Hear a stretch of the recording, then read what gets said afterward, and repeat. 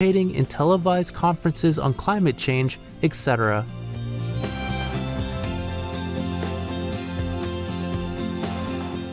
Whether we're aware of it or not, her efforts have had an enormous influence on global awareness of the animal people-friendly lifestyle and how this benevolent way can bring lasting peace among nations while saving our planet from climate change and disasters.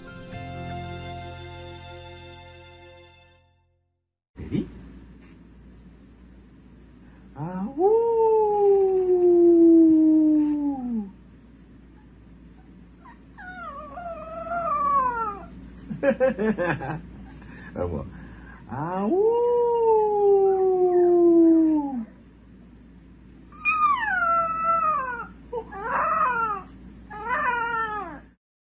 Sorry, sensitive images, but in reality, it's absolutely heartbreaking.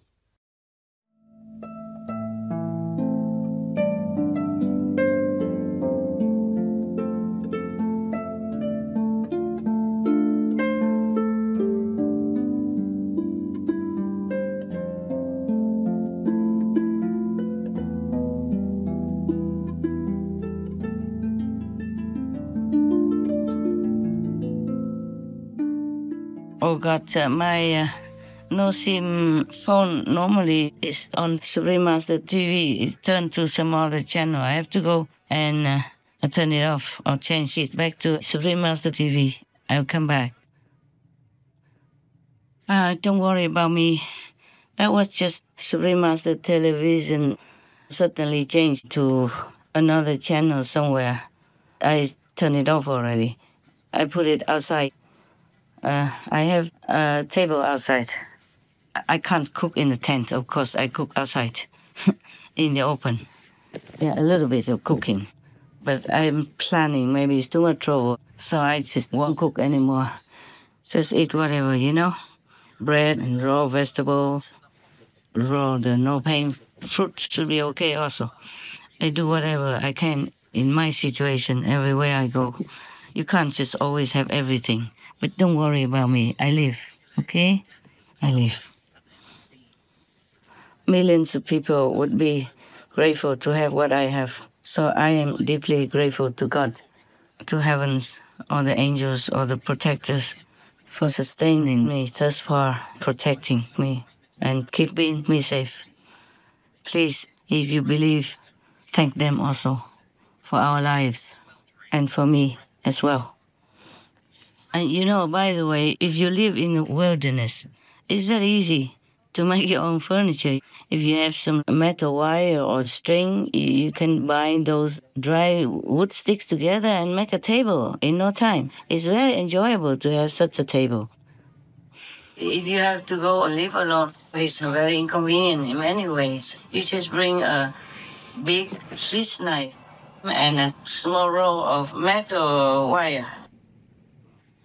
And you can bring some fallen wood or something next to your tent or nearby. You can sit on it like a chair. And you can be comfortable, inventive. Don't have to always live in a real house or have furniture and all that. And nowadays it's easy to buy something such as warming pack, yes. Or if you have some small hot water bottle, you can use the wood to cook hot water and fill water in the bottle and keep yourself warm at night. In case you have to be in a forest or something, don't worry, okay? Yes. You can order something to a nearby address, close to where you live. And you go there, wait for the deliverer to come collect it and bring it back to where you live. And if you live simply, even with just like brown rice, sesame, or rice and some lentils, then you can cook with wood. Dry wood is plentiful in any forest. Dry grass also. But make sure you dig a hole in the ground so that the flames or the coal does not spread all over around you. Make sure the place where you cook has the clearance. There are no nearby trees or leaves or stuff like that.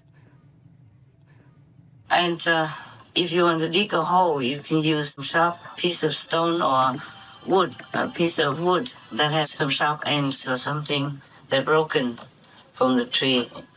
With some big sticks, you dig a shallow hole, about 20 or 30 centimeters at the deepest, and both sides are slanting upward. So when you put wood inside to burn, it's very easy, and nothing will fly out of that to endanger the forest.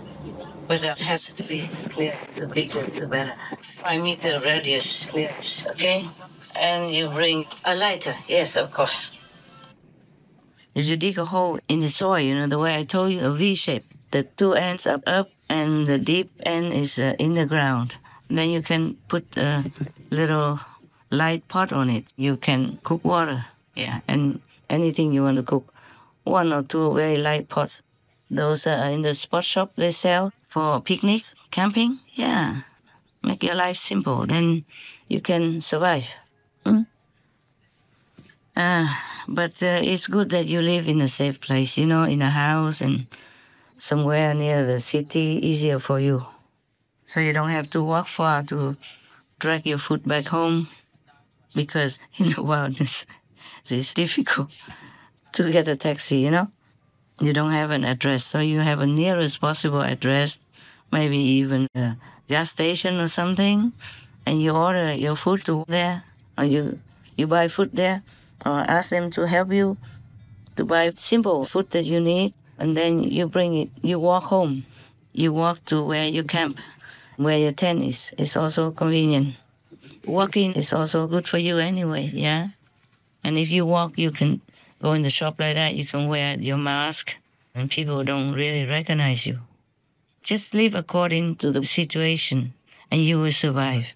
Do not expect the same thing everywhere you go.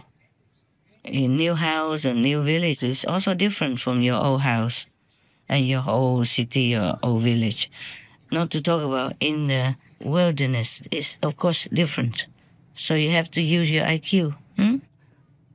All those simple things to sustain your life are just so that you can have more time to contemplate, to remember God, so that you can go into a higher level of spiritual attainment in this lifetime and the next. The more simple your life is, the better for you. And sometimes even the farther away from normal human activities, the better for your spiritual elevation, improvement. But you must have the real method. You can't just sit there or breathe in, breathe out. What if you sleep, you don't remember breathing? So that means at that time you're not meditating, yeah? So just choose a real good, effective mantra that you believe in from Buddhism or from saints' names in yours or other religions, or a mantra that you know works. That's the purpose of life. It's not to hoard a lot of possessions or have big house or big car and all that stuff, because you will leave them all behind. When your breath leaves you, everything leaves you. So practicing with a breathing method is not always a secure method. Find another one, like the Kuan Yin method, reciting Buddha's name or a mantra. But better you find a living saint, living good monks, good priests, because they already succeeded in their practice and they have plenty of energy to spare for you. Just like a person who has a lot of food in his house, he can share with you. It's like that. You have to find a truly good practicing monks and priests or practitioners of a good religion. A good traditional one is safer when you don't know a living master. Then recite a mantra of Hinduism, Buddhism, Sikhism, Christianity, or the names of saints and Buddhas. Trust that. Pick one. If you don't have any master or monks to rely on, then pick one for yourself. Sincerely ask God to bless that mantra for you.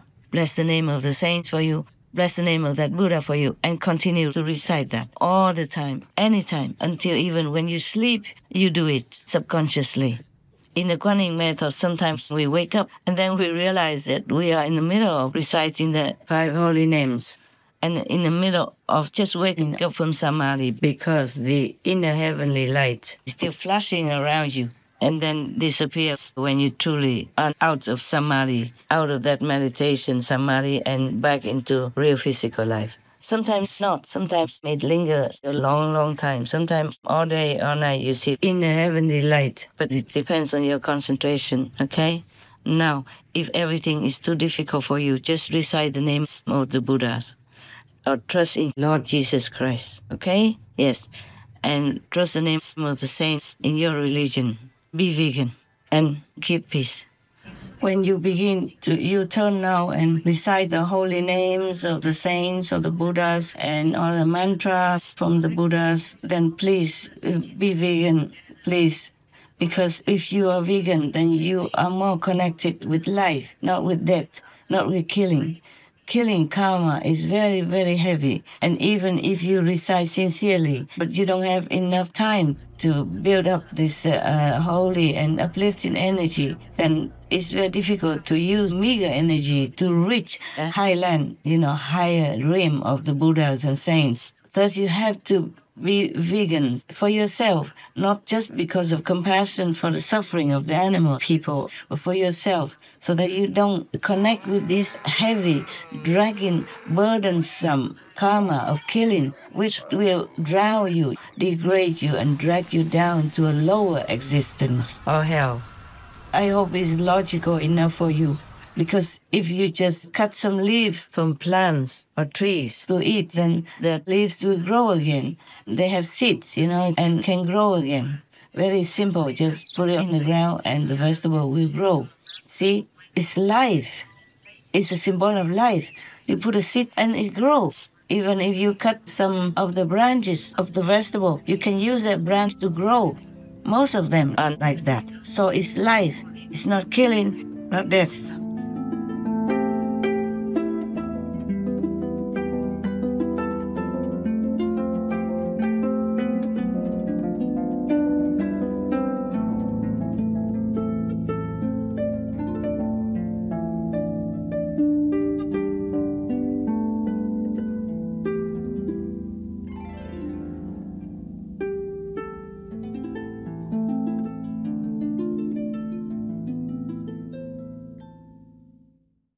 Supreme Master CHINGHAI, vegan, is a world-renowned spiritual teacher, humanitarian, and artist. To learn more about her compassionate life and teachings, please visit suprememastertv.com/master.